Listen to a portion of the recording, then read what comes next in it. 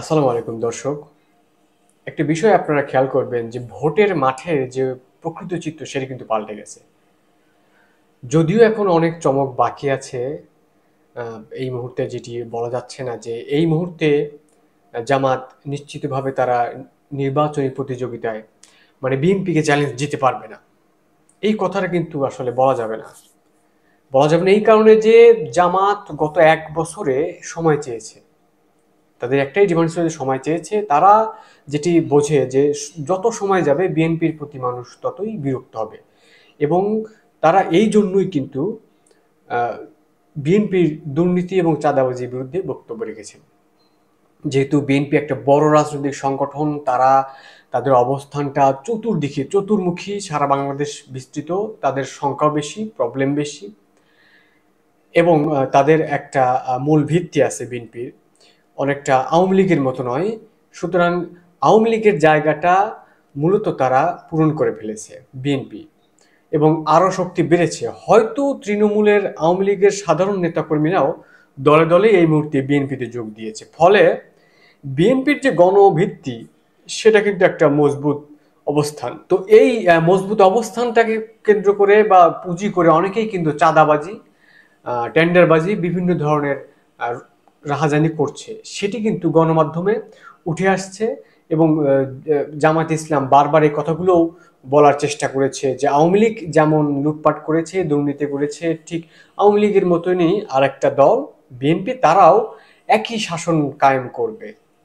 তো তাহলে এই যে ৫ই আগস্ট রাজনৈতিক যে পট পরিবর্তনের, এটির কি দরকার ছিল বা লাভ কি হলো? এটি কিন্তু বারবার জামায়াতে ইসলাম কথা বলছেন এবং ঢাকায় জামায়াতে ইসলামের যে বিশাল সমাবেশ ছিল সেই সমাবেশে কিন্তু ডক্টর শফিকুর রহমান দুর্নীতির বিরুদ্ধে কথা বলেছেন। তিনি বলেছেন যে তাদের দল আহ, যদি ক্ষমতায় আসে কেউই সরকারি সুযোগ সুবিধা ভোগ করবে না, তারা গাড়ি নেবে না, বাড়ি নেবে না, প্লট নেবে না, এই কথাগুলো তিনি উল্লেখ করেছেন। এটি একটি বড় ধরনের এক শক্তিশালী বার্তা যেটি সাধারণ মানুষের উল্লেখ করে। সেটি বিএনপিকেও একটা বার্তা দেওয়া হয়েছে যে তোমরা দুর্নীতি করো, খুন রাহাজানি করো, এইটা কিন্তু জামাত করবে না। এখন এই বিষয়টা, এই টপিকটা কিন্তু সাধারণ মানুষকে আকৃষ্ট করেছে, যার কারণে ৬ মাস আগে মাঠ পর্যায়ে জামাতের যে মাঠ পর্যায়ের চিত্র ছিল সেটি কিন্তু পাল্টে গেছে। এখন এই যথেষ্ট পাল্টে যাওয়াকে বিএনপি যে ভোট বা বিএনপির যে ভোট ব্যাংক গুলো আছে সেইগুলো কিন্তু আসলে কতটুকু অতিক্রম করতে পেরেছে সেটি কিন্তু আসলে প্রশ্নবিদ্ধ। বিএনপিও কিন্তু এখনো পূর্ণ শক্তি নিয়ে জোর গলায় বলছে না যে আমরা নির্বাচনে যাব। যদি তারা বলে যে আমরা নির্বাচনে যাব এবং অংশ নিলাম এবং সাধারণ মানুষকে আমরা আহ্বান জানাচ্ছি যে বাংলাদেশে একটি সৎ শাসন কায়েমের জন্য, সুষ্ঠু শাসন কায়েম করার জন্য, দুর্নীতি মুক্ত শাসন ব্যবস্থা কায়েম করার জন্য আমরা আপনাদের সমর্থন চাই, তখন কি হবে? মাঠ পর্যায়ে সাধারণ মানুষের বেশিরভাগ মানুষ তো সাধারণ, তো খেটে খাওয়া মানুষ, তাদের আসলে মনোভাবটা কেমন সেটাও কিন্তু একটা দেখার বিষয়।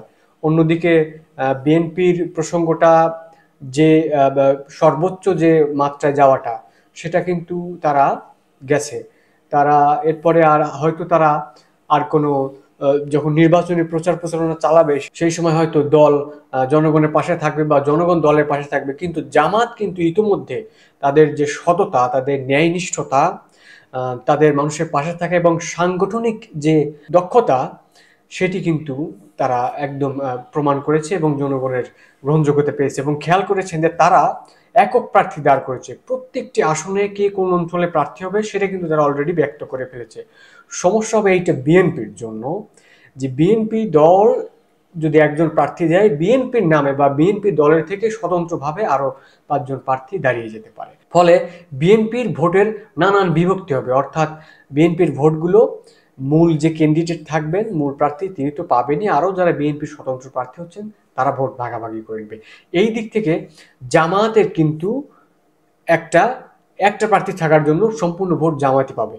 এই যে বিএনপির অগোছালো যে একটা অবস্থা, এই অগোছালো অবস্থার যে বিএনপি যে দুর্বলতা রয়েছে সেই দুর্বলতার সুযোগ কিন্তু জামায়াত গ্রহণ করবে। আরও মনে রাখা দরকার যে জামায়াতের সাথে শুধু কিন্তু জামাত একা না, তার সঙ্গে যতগুলো ইসলামিক ফোর্স বা ইসলামিক শক্তি আছে, ইসলামিক সমমনা দল আছে, তার মধ্যে ইসলামিক আন্দোলন অন্যতম, তারা কিন্তু এখন যুক্ত হবে। হেফাজত, তারাও কিন্তু যুক্ত হতে পারে। ফলে হেফাজতে ইসলামী আন্দোলন, জামাত, তাদের যে একটা জোট, তারা একটা ধর্মীয় শাসন, ইসলামিক শাসন কায়েম করার, দুর্নীতি চাঁদাবাজ মুক্ত শাসন সমাজ কায়েম করার এই কথাগুলো কিন্তু তারা এতভাবে বলতে থাকবে যে সাধারণ মানুষ হয়তো আকৃষ্ট হবে। এই কারণেই কিন্তু স্পষ্টভাবেই দেখা যাচ্ছে যে জামাতকে এখন যদিও ড্যাম কেয়ারে রাখা হচ্ছে বা জামাত ভোটে আসবে না, কিন্তু জামাত যদি ভোটে আসে এবং চ্যালেঞ্জ যদি গ্রহণ করে নেয়, এর মধ্যে 1 বছরে তাদের সংগঠন যথেষ্ট মজবুত করেছে, তৃণমূল পর্যায়ে জনপ্রিয় করেছে। ফলে এটি কিন্তু বিএনপির জন্য ভোটের মাঠে একটা বড় চ্যালেঞ্জ হবে।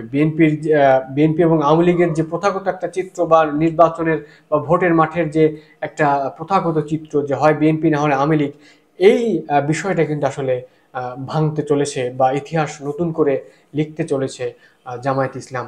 প্রিয় দর্শক, এই বিষয়টি সত্যিকার অর্থেই একটা চিন্তার বিষয় বা একটা সম্ভাবনার বিষয়। আহ, আগামী বাংলাদেশের যে রাজনীতির প্রেক্ষাপট বা রাজনীতির পটভূমি, সেটি কোন দিকে যাচ্ছে এখন পর্যন্ত ধারণার বাইরেই রয়ে যাচ্ছে।